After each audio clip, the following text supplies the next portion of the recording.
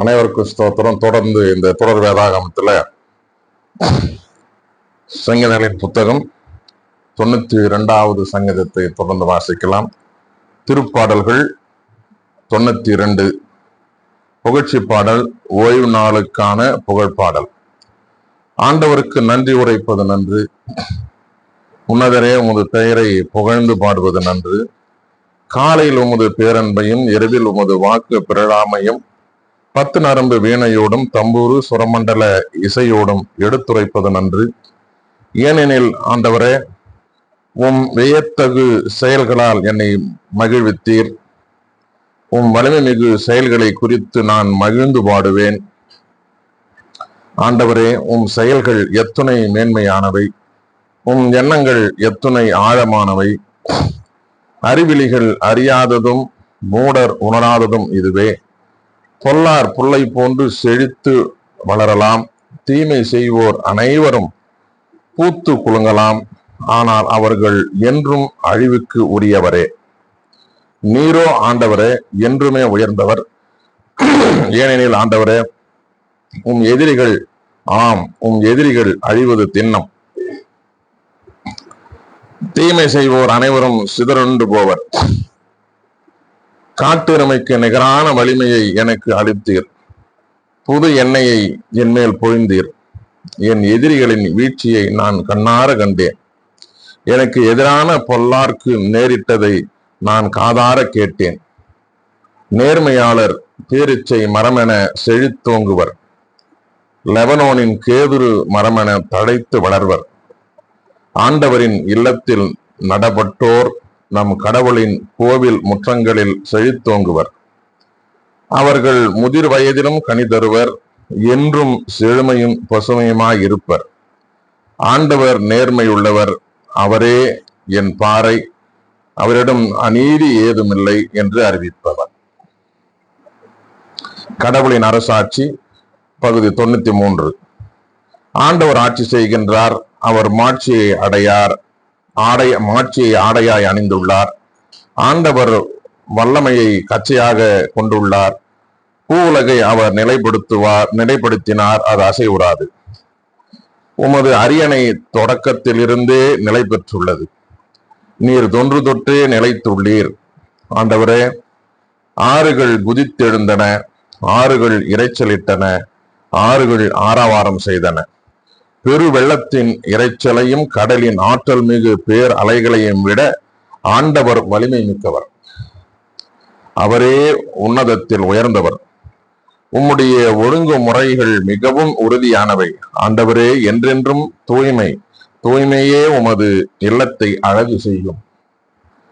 ஆண்டவரே அனைவரின் நீதிபதி பகுதி 94.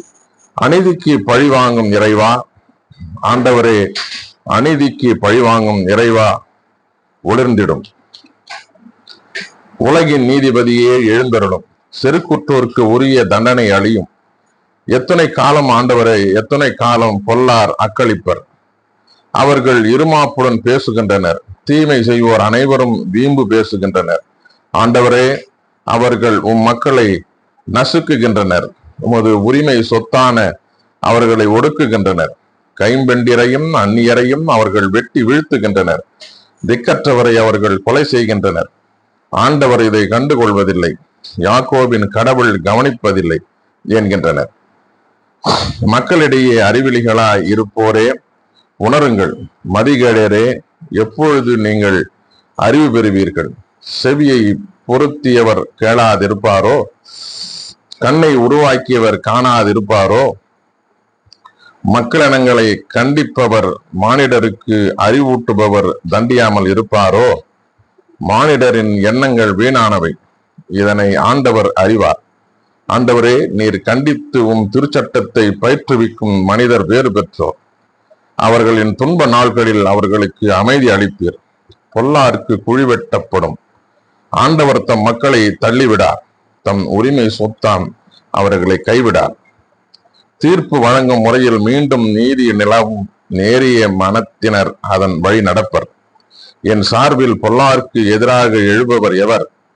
என் சார்பில் தீமை செய்வோருக்கு எதிராக நிற்பவர் எவர்?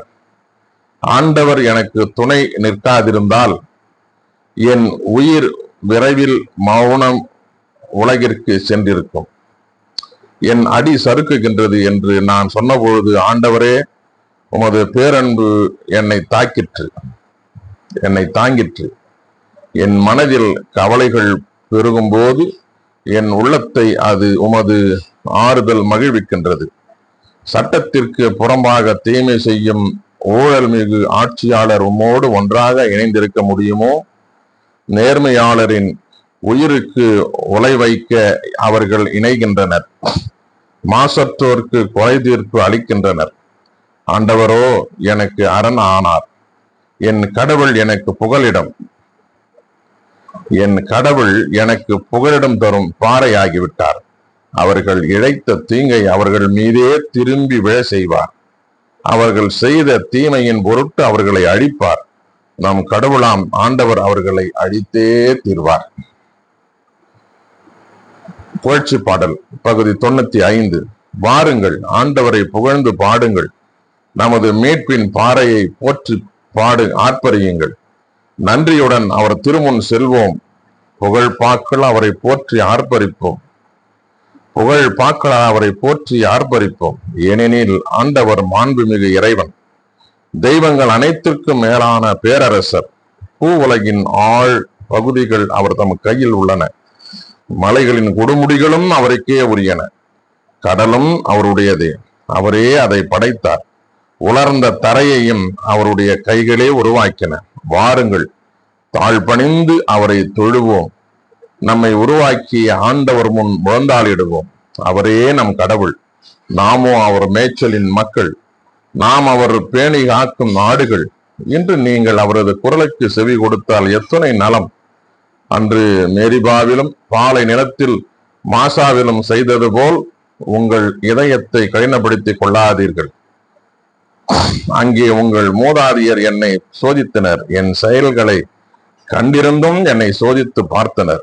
40 ஆண்டளவாய் அந்த தலைமுறை எனக்கு வெறுப்பூட்டியதால் நான் உரைத்தது, அவர்கள் உறுதியற்ற உள்ளம் கொண்ட மக்கள், என் வழிகளை அறியாதவர்கள். எனவே நான் சினமுற்று, நான் அளிக்கும் இளைப்பாற்றின் நாட்டிற்குள் நுழையவே மாட்டார்கள் என்று ஆணையிட்டு கூறினேன். வாசிக்க தெரிந்து கொள்ளப்பட்ட திருமறை பகுதிகள் வாசித்து முடிந்தாயிற்று. கடவுளுக்கு மகிமையும் மாட்சிமையும் சதா காலம் உண்டாகட்டும். பிரியமானவர்களே, தொடர்ந்து இந்த தொடர் வேதாகமத்தில் இணைந்திருங்கள். கர்த்தர் நம்மையும் நம் குடும்பங்களையும் எதிர்கால வாழ்வையும் ஆசீர்வதித்து காப்பாராக. ஆமென்.